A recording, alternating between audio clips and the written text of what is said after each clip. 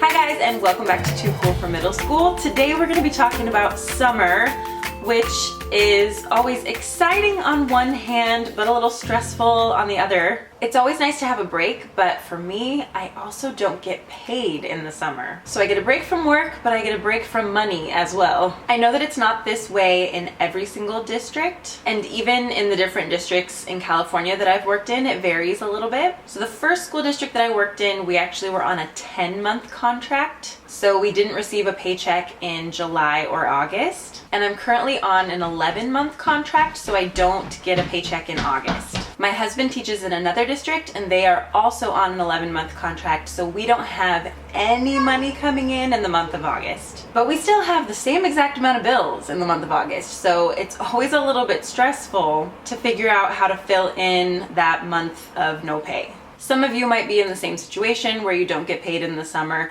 or maybe you are just wishing that you had a little bit of extra money in the summer, because the thing about summer is that we actually have time to go do fun things. We could go on vacation or just go to the movies or go out to lunch. All those things that we don't really have time for during the school year, but if you don't have any money to do them, then summer is not all that much fun. So today we're going to talk about a couple different ways that you can use the skills that you already have as a teacher to make some money over the summer. Whether that's to fill in for no paycheck like us, or just to have some fun money that you can use to do those fun things, or even just since you have extra time over the summer, maybe you can use that extra time to earn a little bit of extra money to pay down some debt or add to your savings. Oh, quick note since we're talking about money. A couple weeks ago, I did upload a video all about my student loan debt. And I was totally fine with sharing that information. I thought that it was like useful, helpful information for other people. But I did have to put a lot of our finances on blast, and it's also my husband's finances that I was putting out there. And he was not thrilled about that. He's a much more private person than I am, and he thought that the video itself was very important. He would just like me to either edit it or redo it so that I have less personal information about the two of us in there. So I am working on that, and I will upload another video about student loan debt because I think that's something really, really important to talk about. And I will also be doing some budget videos. So this summer we're gonna get more into the nitty-gritty of money.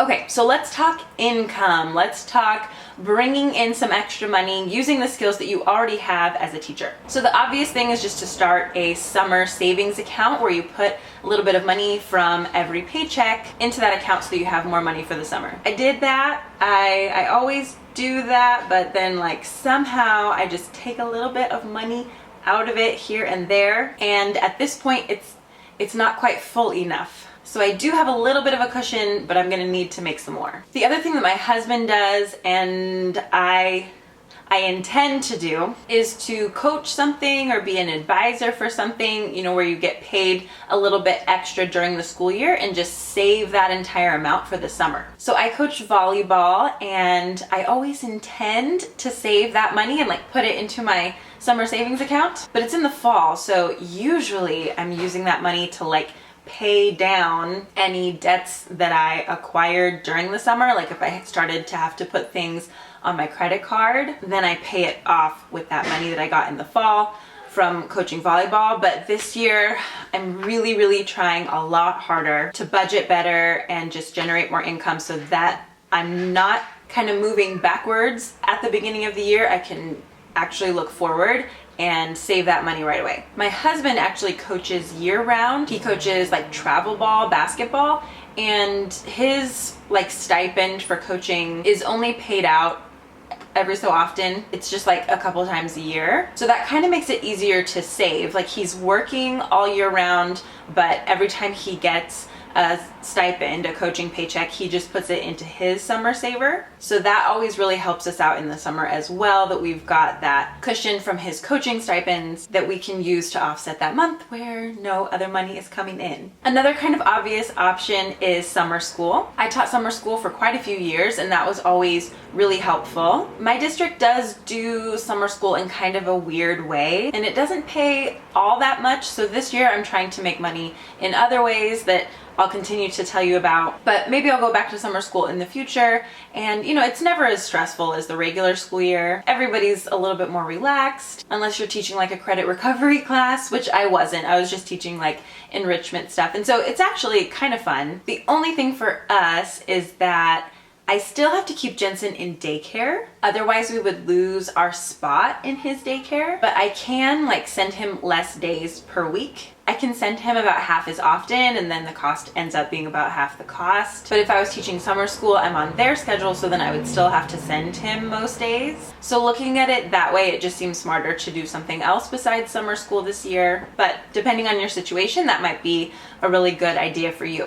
Another thing that you could do with your teaching skills is to teach for Vipkid. So if you already have your college degree, you already have some teaching experience, and you just have reliable Wi-Fi, then you could teach English to kids in China through your computer. So this is pretty great because you could do it from home. A lot of those other things, like I still had to wake up at a certain time and like go be somewhere. But Vipkid is kind of nice because you can just do it from your own house. You do still have to be there on time. You're going to have appointments with certain kids at certain times, and you show up online for those, but you still don't have to leave your house, so that's definitely a perk. The other cool thing is that it really doesn't matter where you are. Like, you could go on vacation or you could go visit people while you have your summer off, and you could still do your lessons with your students online. If you're in the United States, it's probably going to be really early in the morning just because of the way that the time difference works out in China.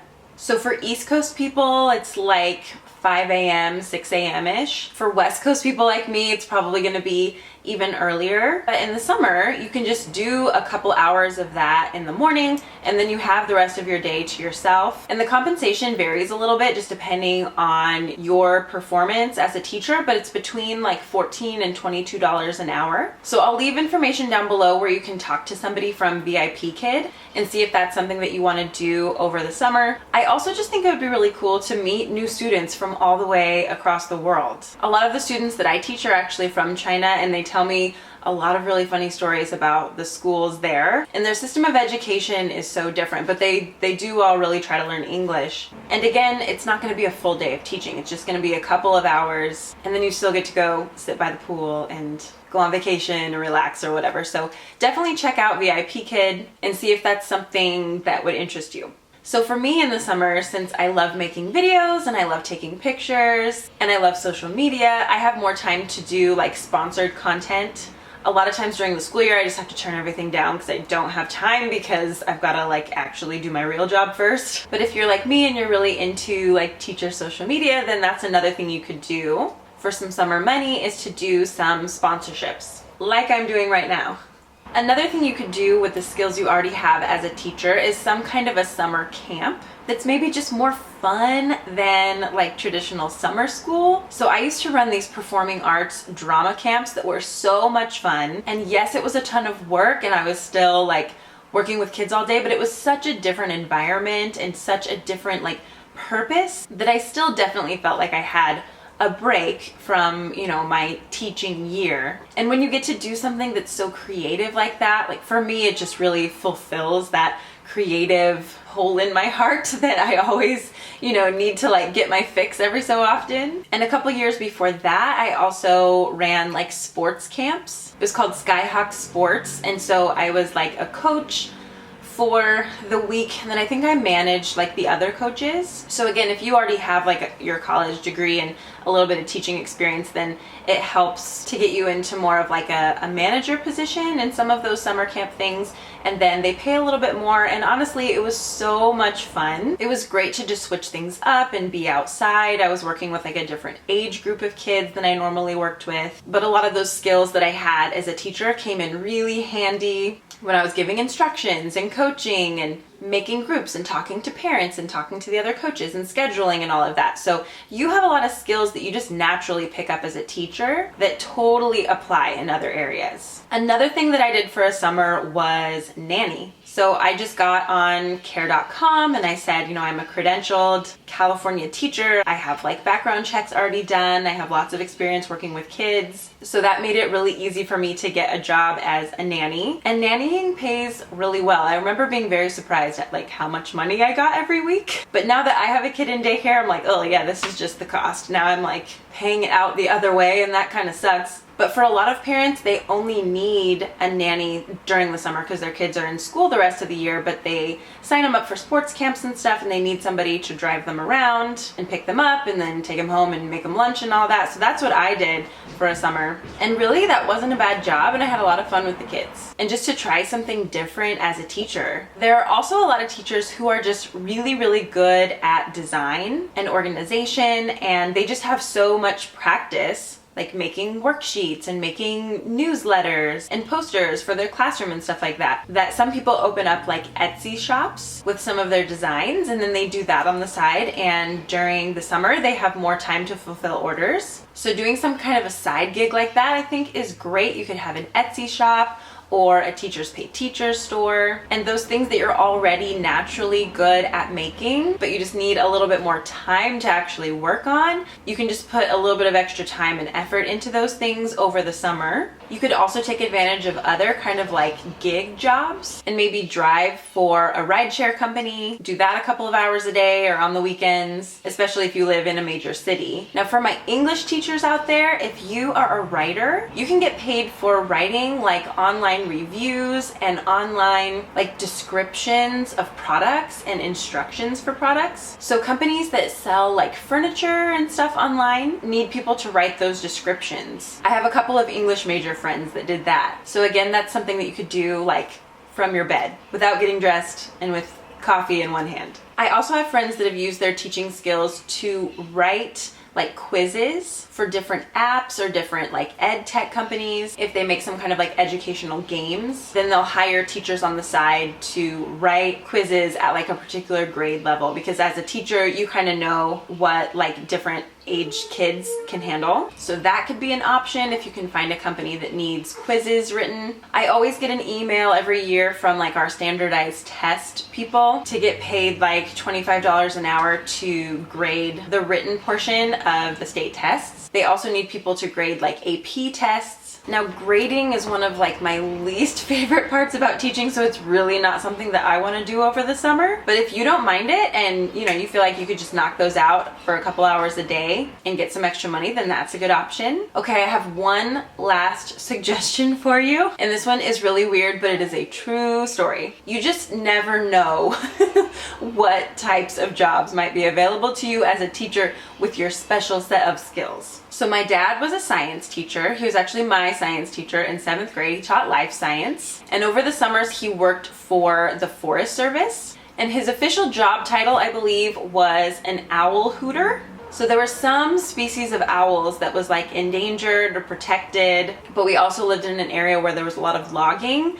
And owls are nocturnal, right? So he would work nights out in the forest, and he would go out with a group of people who are all owl hooters, and they would hoot at these owls. They had to learn the hoot, and they had like dead mice, I think, that they would have to like use as bait or whatever, and they would have to kind of track where they heard the calls back from these owls and map out where these owls were living, because then you weren't supposed to cut down trees in those areas. So because he was a middle school science teacher, he was good at making weird noises, at gathering data, and he had summers off so he could work at night and it wasn't a problem. Isn't that just like the weirdest but coolest job ever? I had another teacher actually that was like a river raft guide in the summer. So you could work at like a campground or someplace where they just like specifically need people during the summer months. My mom was a teacher too, and since we were home with her during the summer, she just also watched like the neighbors' kids. So she got paid for babysitting them, and we just, you know, played with them all summer. So there are things you can do to make that extra money. I mean, the best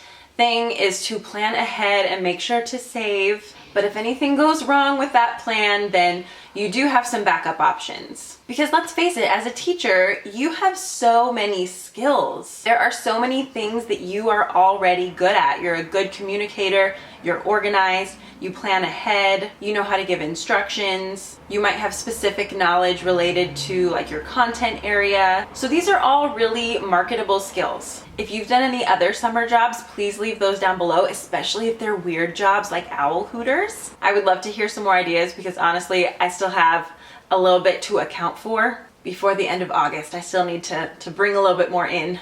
And thank you again to Vipkid for sponsoring this video. I've got to get back to my own unpaid nanny job that I do on nights and weekends. So thank you again for watching this video, and I hope you have an amazing summer. Got lots of fun content coming up. Just got to make sure that we can pay our bills first. Have a great week, guys. I'll see you in my next video. Bye.